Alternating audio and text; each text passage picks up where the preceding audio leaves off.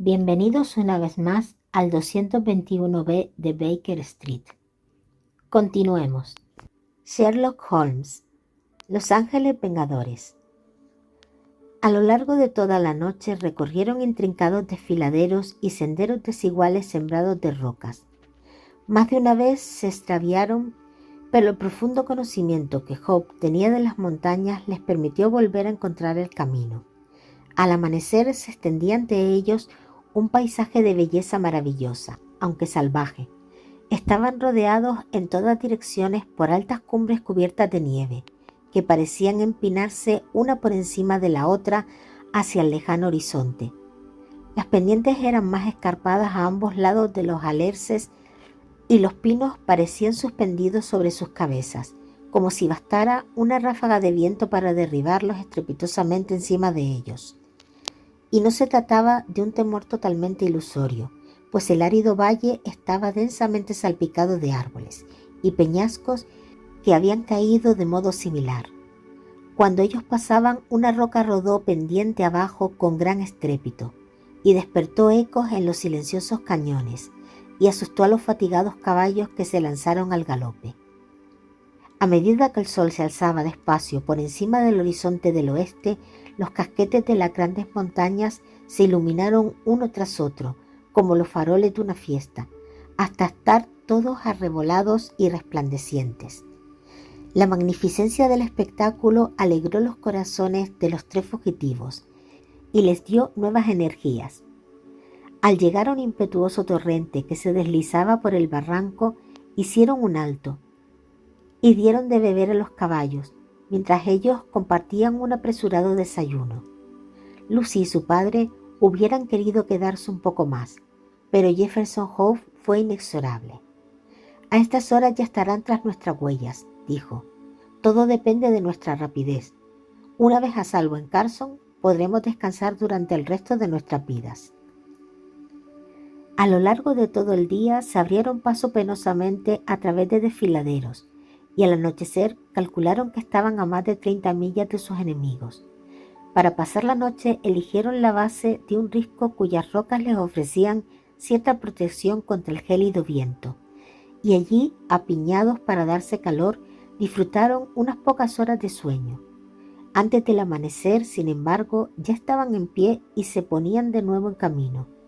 No habían visto signo alguno de sus perseguidores, y Jefferson Hope empezó a pensar que estaban fuera del alcance de la terrible organización en cuyas iras habían incurrido. No imaginaba lo lejos que podían estar sus garras de hierro ni lo pronto que iban a cerrarse sobre ellos y aplastarlos. Hacia la mitad del segundo día de su huida empezaron a acabarse las escasas provisiones. Sin embargo, eso no inquietó demasiado al cazador, ya que en aquellas montañas abundaba la caza y en el pasado había tenido que depender a menudo de su rifle para procurarse alimento. Eligió un rincón protegido, amontonó unas ramas secas y encendió un buen fuego para que sus compañeros pudieran calentarse, pues se hallaban a casi 5.000 pies sobre el nivel del mar y el aire era cortante y glacial. Después de atar los caballos y despedirse de Lucy, se echó el rifle al hombro y salió en busca de lo que se cruzara en su camino. Al mirar hacia atrás, vio al anciano y a la muchacha inclinados sobre la brillante hoguera, y a los tres animales inmóviles al fondo. Después se impusieron unas rocas y los ocultaron a su vista. Anduvo un par de millas, pasando sin éxito de un barranco a otro, aunque por las marcas que había en la corteza de los árboles y por otros indicios dedujo que abundaban los osos por los alrededores. Por último, tras 2 o 3 horas de búsqueda infructuosa, pensaba ya desesperanzado en volver atrás, cuando al mirar hacia arriba vio algo que le llenó de alegría. A 300 o 400 pies por encima de él, en el borde del saliente, había un animal que tenía la apariencia de una oveja, pero que iba armado con un par de enormes cuernos, el cuerno grandes o carnero de las rocosas, pues así se llamaba. Montaba seguramente guardia para una manada invisible al cazador, pero por fortuna estaba apostado en dirección contraria y no había advertido la presencia de Hope. Este se tumbó de bruces, apoyó el rifle en una roca y apuntó con firmeza un buen rato antes de oprimir el gatillo. El animal dio un salto, se tambaleó un instante al borde del precipicio y cayó con estrépito a la hondonada. Era demasiado pesado para cargar con él, de modo que el cazador se contentó con cortar una pata y parte del lomo. Con este trofeo al hombro se apresuró a volver sobre sus pasos, porque empezaba a anochecer. Sin embargo, en cuanto se puso en camino advirtió la dificultad que se enfrentaba. Llevado de su afán por encontrar una presa, se había alejado bastante de los parajes que conocía, y no resultaba fácil identificar el sendero por el que había venido. El valle donde se encontraba se dividía y subdividía en varias cañadas, tan parecidas unas de otras que era imposible distinguirlas. Siguió una de ellas a lo largo de 1 milla o más hasta llegar a un torrente de montaña que estaba seguro de no haber visto nunca. Convencido de haber tomado el camino equivocado, intentó otro, pero con el mismo resultado. La noche se echaba rápidamente encima y casi reinaba la oscuridad cuando se encontró por fin en un desfiladero que le era familiar. Ni siquiera entonces le resultó fácil seguir la ruta correcta, porque todavía no había salido la luna y los altos riscos que había a ambos lados hacían más profundas las sombras. Abrumado por su carga y exhausto por el esfuerzo, avanzó a trompicones, infundiéndose ánimos al pensar que cada paso le acercaba más a Lucy y que llevaba comida suficiente para el resto del viaje. Había llegado a la boca del desfiladero donde había dejado a sus compañeros. Incluso en la oscuridad podría reconocer el perfil de los peñascos que lo rodeaban. Pensó que debían de esperarle ansiosos, porque había permanecido ausente casi 5 horas. Estaba tan alegre que se colocó las manos alrededor de la boca e hizo resonar en toda la cañada el grito clamoroso con que anunciaba su regreso. Se detuvo y esperó una respuesta. No llegó ninguna, solo su propio grito, que ascendió por los sombríos y silenciosos barrancos, y tornó a sus oídos en ecos innumerables.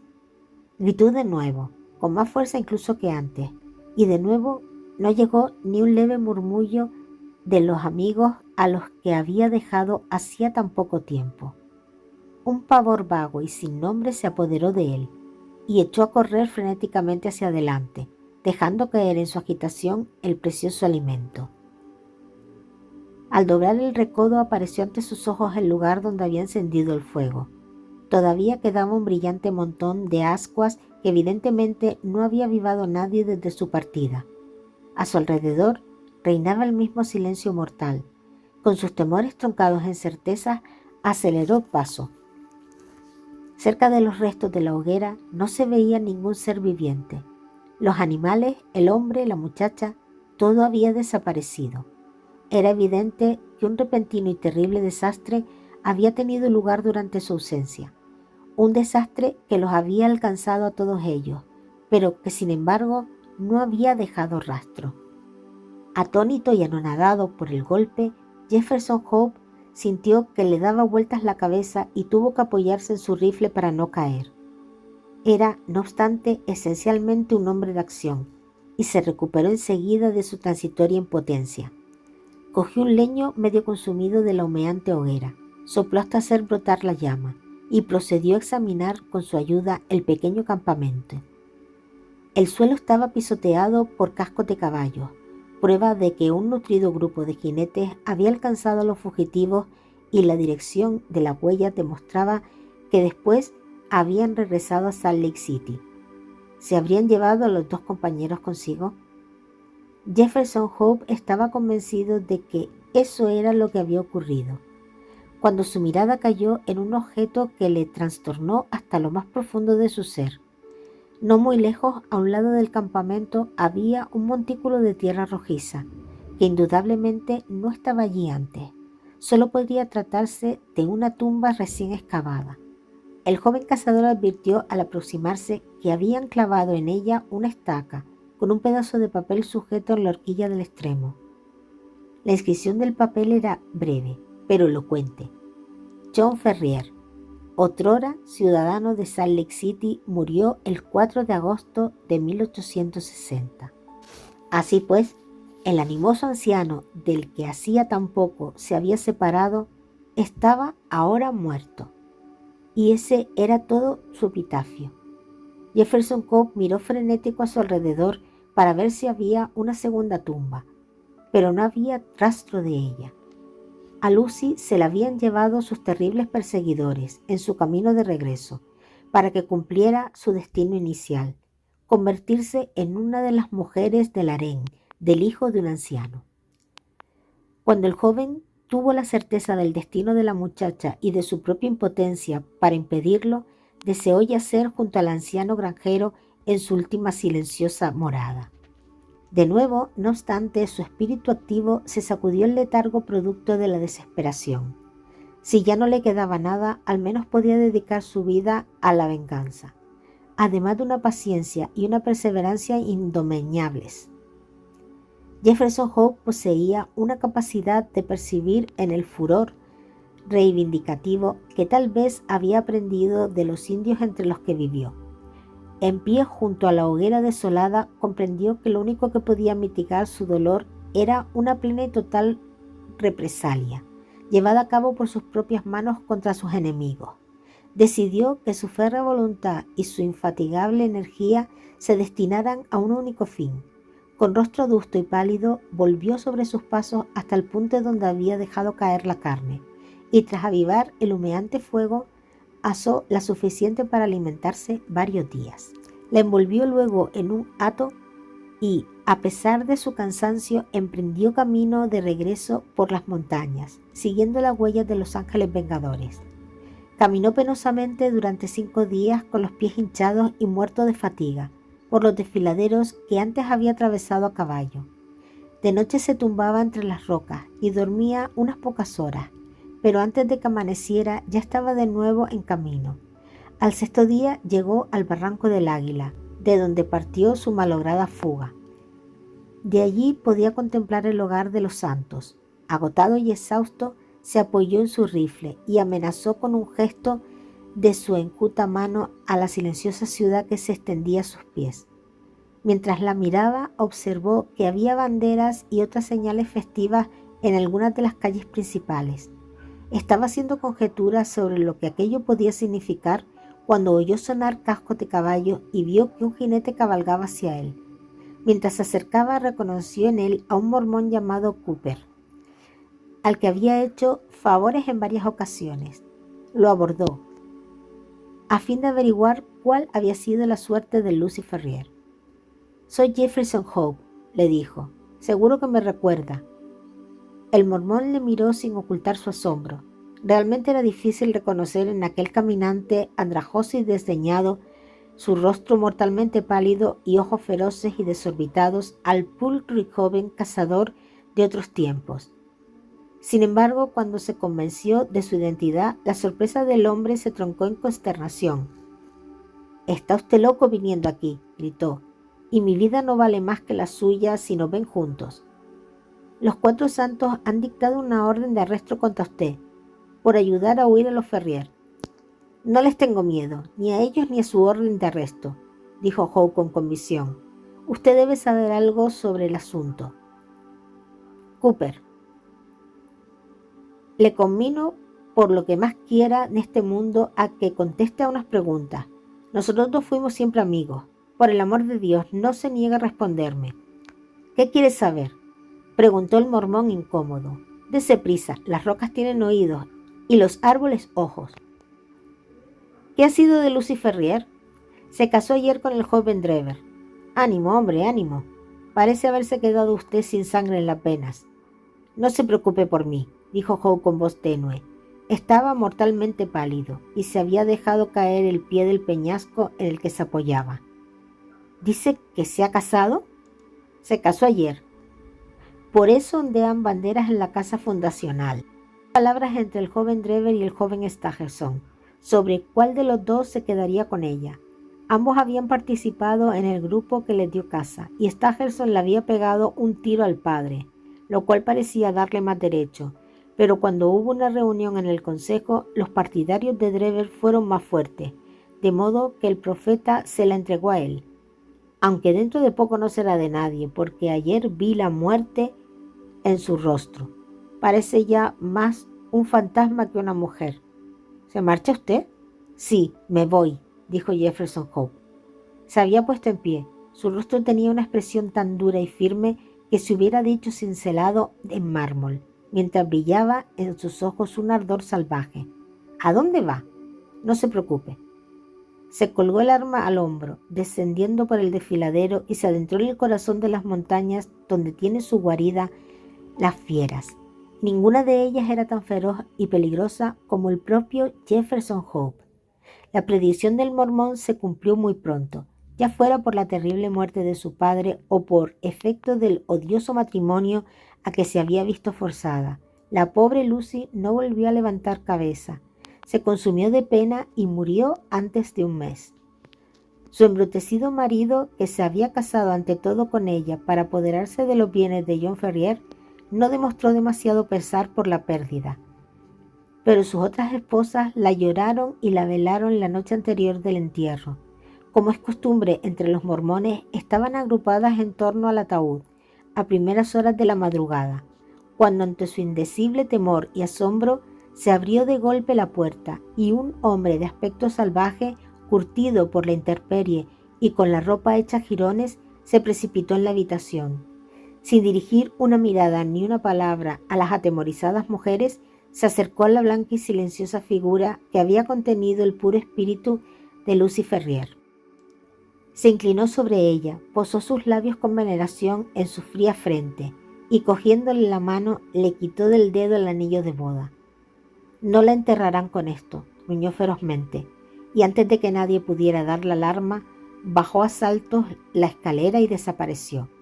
Tan extraño y breve había sido el episodio que a las mujeres que lo presenciaron les hubiera sido difícil creerlo o persuadir a otros de su realidad, a no ser porque el hecho incuestionable de que el aro de oro que atestiguaba la condición de casada de Lucy había desaparecido. Durante unos meses Jefferson Hope permaneció en las montañas, llevando una vida extraña y salvaje, y alimentando en su corazón el ardiente deseo de venganza que lo poseía. Corrieron rumores por la ciudad acerca de una misteriosa figura que merodeaba por los suburbios y rondaba por los solitarios desfiladeros de las montañas. En cierta ocasión, una bala entró silbando por la ventana de Staggerson y fue a incrustarse en la pared, a menos de un pie de donde él se encontraba. En otra, cuando Drever pasaba por debajo de un risco, le cayó encima un peñasco y solo escapó a una terrible muerte echándose de bruces en el suelo. Los dos jóvenes mormones no tardaron en adivinar la razón de estos atentados contra sus vidas y encabezaron reiteradas expediciones a las montañas con la esperanza de capturar o dar muerte a su enemigo, pero siempre sin éxito. Entonces adoptaron la precaución de no salir nunca solos ni después de anochecer. Transcurrido un tiempo pudieron disminuir estas precauciones porque nadie volvió a ver a su adversario ni a oír hablar de él, y confiaron en que el tiempo habría aplacado sus ansias de venganza. Lejos de esto, el tiempo no hizo otra cosa que acrecentarla. El cazador tenía un carácter duro e inflexible, y la predominante idea de venganza se había adueñado tan por entero de su mente que no restaba lugar para ninguna otra emoción. Era, no obstante, por encima de todo, un hombre práctico. Pronto constató que ni siquiera su constitución de hierro podría soportar la incesante tensión a la que estaba sometido. La vida a la intemperie y la falta de comida sana le estaban consumiendo. Si moría como un perro en las montañas, ¿en qué quedaría su venganza? Y sin duda, esta era la muerte que le aguardaba si persistía en su empeño. Comprendió que sería hacerles el juego a sus enemigos, de modo que regresó de mala gana a las viejas minas de Nevada, para recuperar allí su salud y reunir dinero suficiente para perseguir su objetivo sin pasar privaciones. Su intención había sido permanecer ausente a lo sumo un año, pero un cúmulo de circunstancias imprevistas le retuvo en las minas casi 5. No obstante, transcurrido ese tiempo, el recuerdo del daño sufrido y su ardiente deseo de venganza eran tan intensos como la noche memorable en que estuvo junto a la tumba de John Ferrier. Disfrazado y bajo el nombre supuesto, regresó a Salt Lake City, sin preocuparle qué sería de su propia vida, con tal de conseguir lo que consideraba ser justicia. Allí le aguardaban malas noticias. Unos meses antes se había producido un cisma en el pueblo elegido. Algunos de los miembros más jóvenes de la iglesia se habían rebelado contra la autoridad de los ancianos, y el resultado había sido la secesión de cierto número de descontentos, que habían abandonado Utah y se habían convertido en gentiles. Entre ellos figuraban Drever y Staggerson, y nadie sabía dónde habían ido. Corrían rumores de que Drever se las había ingeniado para convertir en dinero gran parte de sus bienes y que al marcharse era un hombre rico, mientras que su compañero Staggerson era pobre en comparación. No existía, sin embargo, ninguna pista sobre su paradero. Muchos hombres, aun siendo vengativos, hubieran abandonado sus propósitos justicieros ante tamaña dificultad, pero Jefferson Hope no desfalleció un solo instante. Con el poco dinero que había reunido, complementado con los empleos que pudo encontrar, viajó de ciudad en ciudad por Estados Unidos, en búsqueda de sus enemigos. Pasó un año tras otro, su cabello negro encaneció, pero él siguió adelante, cual un sabueso humano, con toda el alma puesta en el único objetivo al que había consagrado su vida entera. Finalmente su perseverancia se vio recompensada. Fue tan solo la fugaz visión de un rostro en una ventana, pero bastó para que supiera que en Cleveland, Ohio, estaban los hombres a los que perseguía. Regresó a su mísero alojamiento con su plan de venganza, perfectamente trazado. Ocurrió, sin embargo, que Drever, al mirar por la ventana, había reconocido al vagabundo que vio en la calle y había leído la palabra muerte en sus ojos. Se apresuró a acudir ante el juez de paz, acompañado por Staggerson, que se había convertido en su secretario, y le aseguró que sus vidas corrían peligro a causa de los celos y el odio de un antiguo rival. Aquella misma noche fue detenido Jefferson Hope, y como no pudo depositar fianza, estuvo en la cárcel varias semanas. Cuando finalmente fue puesto en libertad, se encontró con que la casa de Drever estaba deshabitada y con que éste y su secretario se habían marchado a Europa. Una vez más el vengador había fracasado, y una vez más su oído concentrado le impulsó a proseguir la persecución. Sin embargo, sus fondos se habían agotado, y durante algún tiempo tuvo que volver a trabajar, ahorrando hasta el último dólar para el próximo viaje. Finalmente, cuando tuvo lo suficiente para subsistir, partió hacia Europa y siguió el rastro de sus enemigos de ciudad en ciudad, trabajando en cualquier cosa, pero sin alcanzar nunca a los fugitivos. Cuando llegó a San Petersburgo, habían partido hacia París, y cuando los siguió hasta allí, se enteró de que acababan de emprender viaje a Copenhague. Llegó una vez más a la capital danesa con unos días de retraso, porque se habían ido a Londres, donde por fin logró dar con ellos. En cuanto a lo que allí sucedió, lo mejor será reproducir el relato del viejo cazador, tal como consta en el diario del Dr. Watson, al que expresamos nuestra profunda gratitud. Seguimos con la investigación en el próximo episodio. Gracias por escuchar.